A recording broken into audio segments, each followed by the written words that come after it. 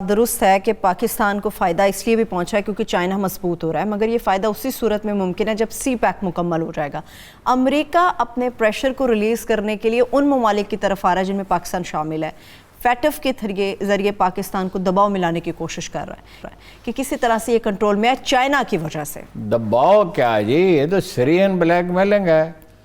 انہوں نے دیے 27 وانٹ دیے کہ یہ 27 ہمارے اعتراضات ہیں، اس میں 26 پہ جب کام ہو گیا تو انہوں نے کہا یہ 7 وانٹ اور ہیں، مزید تھما دیے۔ اچھا، اب اس میں جو زیادہ زور وہ دے رہے ہیں کہ جن لوگوں کو ہم دہشت گرد سمجھتے ہیں ان کو مطلب یہ کہ سزائیں دی جائیں۔ اچھا، سزائیں کیا دی جائیں؟ مطلب انہیں پھانسی پہ چڑھا دیا جائے، بھارت کے حوالے کر دیا جائے، امریکہ کے حوالے کر دیا جائے۔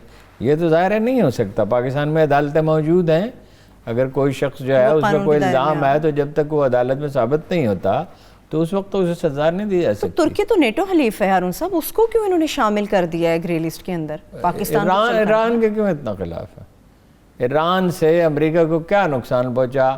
اس انقلاب کو فیبرری 79 41 برس بیت گئے، 42 برس بیت گئے تقریباً، تو ایران سے کیا نقصان پہنچا تھا؟ وہ مطلب یہ کہ چین کے ساتھ ان کی لڑائی کوئی 10-15 سال رہی، انہوں نے اس کے ساتھ صلح کر لی تھی، اور بھی دنیا کے بہت سے ممالک کے ساتھ انہوں نے مسالت کی، لیٹن امریکہ میں کی۔ تو ترکی بھی اپنے ایران کو اپنے اسلامی تشخص پہ اصرار تھا، ترکی کو اپنے اسلامی تشخص پہ اصرار ہے۔ جب وہ کہتا ہے اردوان کہ چین نے تو کبھی بدماشی نہیں کی، تو دوسرے لفظوں میں اس کا مطلب یہ ہے کہ کوئی دوسرے ملک ہیں جو اس کا ارتکاب کر رہے ہیں۔ صحیح۔ تو انہوں نے F-35 میں ترکی کی جو انویسٹمنٹ تھی وہ انہوں نے واپس مانگ لی۔ انہیں اس پہ اعتراض تھا کہ آپ نے S-400 میزائل سسٹم کیوں لیا ہے روس سے؟ وہ تو یعنی F-35 فائٹر پلین جو ہے وہ اس کو ناکارہ بنا اس کا مقابلہ کر سکتا ہے، تو انہوں نے کہا ہمارے انویسٹمنٹ واپس کر دیں۔ تو وہ تو عالم اسلام کے ساتھ ایک ہی ایٹیچیوڈ ہے نا جن کا، صحیح ہے، جس کو اپنے اسلامی تشخص پہ اصرار ہوگا۔ عربوں کا نہیں ہے، وہ کہتے ہیں اسرائیلی ہمارے کزن ہیں، ان کے ساتھ مسئلہ ان کا حل ہوگا۔ ٹھیک ہے، لیکن ہارون صاحب ابھی بھی اسٹیٹمنٹ سن رہے تھے فیٹف کے اجلاس کے بعد کہ پاکستانی جو اپوزیشن تنقید کر رہی ہے کہ آپ لوگ اپنی بغلیں نہ بجائیں کہ آپ گرے لسٹ میں ہیں، بلیک میں نہیں گئے۔ گرے لسٹ سے آپ لوگ کب نکلیں گے اس بات کا جواز ہے، یہ مت سوچیں کہ آپ لوگ بلیک لسٹ میں نکل گئے ہیں۔ سوال یہ پیدا ہوتا ہے، دیکھیے دنیا قوموں کے تعلقات کا انحصار باہمی مفادات پہ ہوتا ہے اور آپ کی طاقت پہ ہوتا ہے۔ درست بات۔ وہ جو ہمیشہ اقبال کا شعر پڑھا جاتا ہے، فطرت کے قاضی کا یہ فتویٰ ہے ازل سے، تقدیر کے قاضی کا یہ فتویٰ ہے ازل سے، ہے جرم ضعیفی کی سزا مرگ مفاجات۔ آپ اس پوزیشن میں ہیں، دیکھیں لوکل فرانس کے سفیر کو نکال دیں، آپ کو اندازہ ہے اس کا مطلب کیا ہے؟ یہ GSP پلس سٹیٹس جو ہے جس کے لیے اب پھر گئے چودھری سرور بیلجیم گئے اور 30 میں نے بات کی ان سے، 30 ارکان سے انہوں نے ملاقات کی اور لابنگ کی۔ $20 بلین ایکسٹرا ایکسپورٹ ہوئی ہیں پچھلے چند برسوں میں، یعنی پاکستان میں $20 بلین ایکسٹرا آئے ہیں۔ اب آپ ایک قوم کی حیثیت سے زراعت میں نہ آپ ماڈرنائزیشن کر رہے ہیں، نہ جدید صنعتیں لگا رہے ہیں، نہ دنیا میں آپ کو پتہ ہے سب سے کم سیونگ ریٹ کس ملک کا ہے؟ ہمارا۔ نہ آپ بچت کرتے ہیں، نہ صنعت کاری کے لیے ماحول سازگار کرتے ہیں۔ ایک چھوٹی سی فیکٹری کو لگانا چاہتا ہے 20-25 محکموں سے اسے واسطہ پڑتا ہے، وہ اس سے ویسے نہ آپ کو پولیس کا عدالتی نظام FBR ٹھیک ہے۔ تو جب تک آپ اپنے پاؤں پہ نہیں کھڑے تھے، دیکھیں یہ اب اگر آپ جدید سرمایہ دارانہ نظام کا حصہ ہیں تو یہ سب آپ کو بھگتنا پڑے گا۔ آپ نے بہت سی باتیں ان کی مان لی، پٹرول مہنگا کر دیا، بجلی مہنگی کر دی، اب وہ کہہ رہے ہیں کہ 5 ارب روپے کے ٹیکس لگائیں، اور بھی بہت سے اقدامات کیے۔ وہ خود مانتے ہیں کہ جی بینکنگ سسٹم کو بہتر بنایا اور فائنینشیل جو مانیٹرنگ ہے اس کو بہتر بنایا۔ اس کے باوجود کوئی جواز تو نہیں پیش کیا گیا۔ جے شنکر نے کہا کہ اس میں ہمارا حصہ ہے، اس میں مودی کا کنٹریبیوشن ہے، وہ تو بلیک لسٹ میں ڈالنا چاہتے تھے نا۔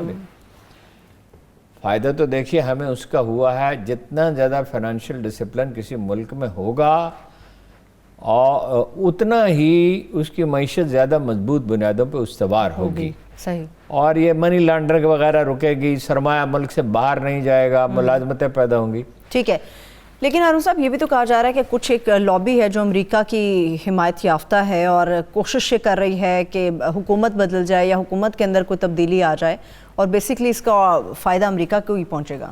اگر حکومت بدلی, دیکھیے امریکی مل رہے ہیں, یوسف رضا گیلانی سے ملے, جی, شہباز شریف صاحب سے ملے, جی, محترمہ مریم نواز سے ملے. یہاں امریکی لابی جو ہے وہ ہر کہیں موجود ہے, سول سروس میں موجود ہے, بزنس مین میں موجود ہے, میڈیا میں موجود ہے. بعض اوقات خبریں آپ دیکھیں کہ ان میں کتنی رنگا میزی کی جاتی ہے اور کیا کیا افواہیں پھیلائی جاتی ہیں. آج کل ایک بڑا ایشو بنا ہوا ہے, میں تو اس پہ بات اس لیے نہیں کرنا چاہتا کہ دونوں طرف سے ایسی غلیظ زبان استعمال کی گئی ہے کہ اس پہ بات نہ کرنا ہی بہتر ہے. تو وہ یہ کہا جاتا ہے کہ جی امریکہ چین جو ہے یہ ٹھیک ہے کہ اس نے, اس پہ میں تو پھر تفصیل پہ آتا ہوں کہ بڑی مدد کی ہے. سی پیک جو ہے پاکستان کی ایک ضرورت ہے, اس کے بغیر نہیں رہ سکتا پاکستان, اب اس سے الگ تو نہیں ہو سکتا. اور یہ ہے کہ بھارت کے خلاف ہمارا حلیف ہی چین ہے. کوئی شبہ ترکی تو بہت دور ہے, آذربائیجان اور سری لنکا تو بہت چھوٹے ملک ہیں. دیکھیے نا, ہم نے اگر JF تھنڈر 17 بنایا جو ایک بڑا شاندار جہاز ہے جس میں مزید یعنی بہتری لائی جا سکتی ہے, اگر ہم نے الخالد ٹینک بنایا, اگر ہم نے اور بہت سی چیزیں بنائیں, تو اس میں چین کی مدد شامل ہے نا. یعنی تکنیکی سطح پر سائنس جو سائنسی تحقیقات وہاں ہو رہی ہے اس کا کچھ نہ کچھ فائدہ ہمیں پہنچتا رہتا ہے. وہ کہتے ہیں جی چینی شرائط بڑے سخت ہیں, حالانکہ اسد عمر نے کہا کہ گرانٹ انہوں نے دی ہے, یہ بات درست نہیں ہے کہ صرف قرضے دیے ہیں. پھر یہ کہ $35 بلین کی اور کس نے انویسٹمنٹ کی. آپ کی موٹر ویز بن گئیں, آپ کا بجلی کے کارخانے لگ گئے, ہر روز لوڈ شیڈنگ ہوتی تھی, اس لوڈ شیڈنگ سے جان چھوٹی.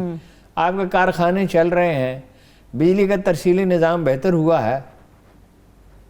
لیکن ابھی ہم کہہ نہیں سکتے. دیکھیے امریکہ کے معاملے میں اگر آپ ڈٹ کے کھڑے رہے, اب تک تو آپ کھڑے ہوئے ہیں, یہ نہیں کوئی سخت زبان استعمال کرنے کی ضرورت نہیں. میں اس سے ایگری نہیں کرتا کہ اس لہجے میں بات کی جائے ایبسلیوٹلی ناٹ, اور زنجیریں توڑ دی ہیں یہ وہ. جب آپ مشکل میں ہوتے ہیں, دیکھیے صلح حدیبیہ بھی مسلمانوں کی تاریخ کا ایک حصہ ہے.